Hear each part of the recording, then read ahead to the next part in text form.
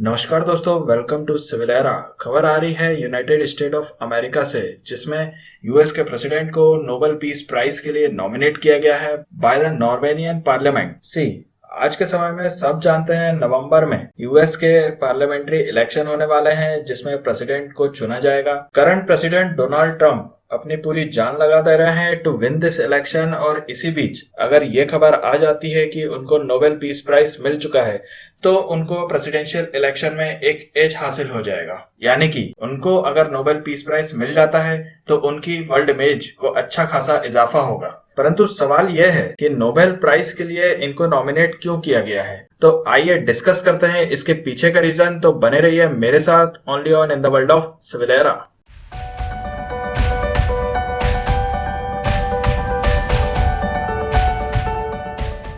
दोस्तों, Fox News जो कि यूएस का एक बहुत ही फेमस चैनल है, उसने ये कंफर्म किया है कि ट्रंप को नॉमिनेट किया गया है for the Nobel peace prize by the Norwegian parliament. और जैसा कि आप सभी जानते हैं कि नोबेल पीस प्राइज उसी पर्सन को या उसी ऑर्गेनाइजेशन को दिया जाता है जो कि अच्छा काम करता है for the humanity and maintain the peace and silence in the world. हाल ही में यूएस के प्रेसिडेंट डोनाल्ड ट्रंप ने इजराइल और यूएई यानी कि यूनाइटेड अरब एमिरेट्स के बीच में एक एग्रीमेंट साइन करवाया था to normalise the ties between Israel and UAE. इस एग्रीमेंट को हम अब्राहम एकॉर्ड के नाम से भी जानते हैं। ये एग्रीमेंट हेल्प करेगा to maintain the diplomacy and normalise the relation between the Israel and UAE. दोस्तों, ये है इजराइल के प्राइम मिनिस्टर बेंजामिन नेतन्याहू और ये है यूएई के prime minister Mohammed bin Rashid Al Maktoum. इन दोनों प्राइम मिनिस्टर्स के बीच में एक एग्रीमेंट साइन हुआ to maintain the diplomacy and peace between the Israel and UAE on the August 13, 2020। दोस्तों, एक सवाल यहाँ पे ये आता है कि इस अब्राहम का मतलब क्या है। इजराइल एंड यूएई जैसे कंट्रीज में majority of the population in तीन रिलीजन पे ही डिपेंड करती है। पहला है जुडाइज्म, दूसरा क्रिश्चियनिटी एंड तीसरा इस्लामिक। और इन तीनों रिलीजन का कहीं ना कहीं एग्जिस्टेंस अब्राहम से ही किया गया है। That is why this peace agreement is called as Abraham accord, यानी कि फादर ऑफ ऑल नेशन। ऐसा नहीं है कि इजराइल के संबंध सिर्फ यूएई से ही खराब है, परंतु इजराइल के जो नेबरहुड कंट्रीज है यानी कि Syria, Iraq, Iran and some part of the Africa, ये भी इजराइल को रिकॉग्नाइज नहीं करती है एज अ कंट्री। परंतु in the most part of the world like India, Russia, China, USA, Canada, इन सभी ने इजराइल को एज अ कंट्री अडॉप्ट कर चुकी है और इनके साथ अपनी डिप्लोमेसी मेंटेन कर रही है।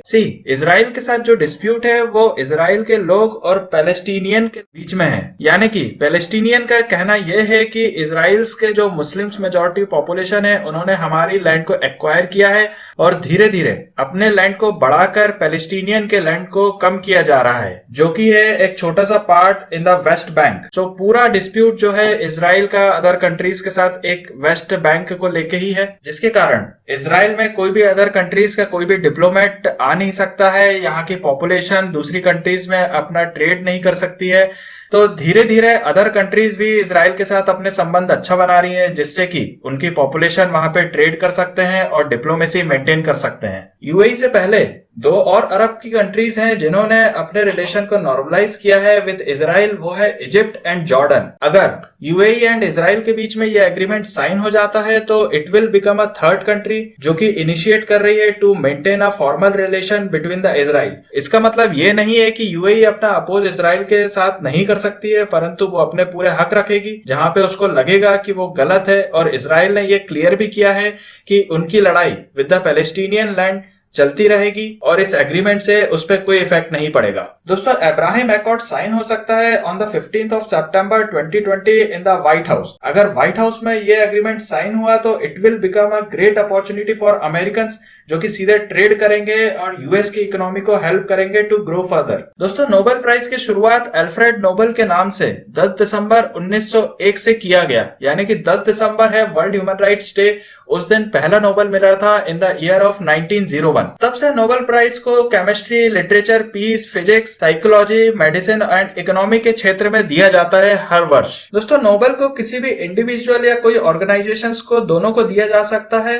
परहैप्स उनका एम अच्छा होना चाहिए to maintain the peace and silence in the world. ऐसा नहीं है कि यूएस के प्रेसिडेंट डोनाल्ड ट्रंप पहले व्यक्ति हैं जिनको नोबेल पीस प्राइज के लिए नॉमिनेट किया गया है, परंतु यूएस के पूर्व प्रेसिडेंट बराक ओबामा, जिनको भी नोबेल पीस प्राइज मिल चुका है in the year 2009 for maintaining the good diplomacy throughout the world. दोस्तों, in the year 2014 Kailash Satyarthi and Malala Yousafzai को, जो कि है youngest person to get this Nobel prize, इनके कंट्रीब्यूशन को सराहा गया और इनको भी सम्मानित किया गया with the Nobel peace prize for the contribution of right of children's education. आने वाले 10 दिसंबर 2020 को हम ये देखेंगे कि अगर यूएस के president Donald Trump Nobel peace prize को जीत जाते हैं तो इंटरनेशनल डिप्लोमेसी में उसका क्या इम्पैक्ट पड़ेगा। तो दोस्तों, ये था आज का analysis on the US president Donald Trump कि उनको क्यों नॉमिनेट किया गया for the Nobel peace prize. मैं उम्मीद करता हूं कि इससे आपको इजराइल एंड यूएई के बीच के अब्राहम एकॉर्ड का नॉलेज मिला होगा।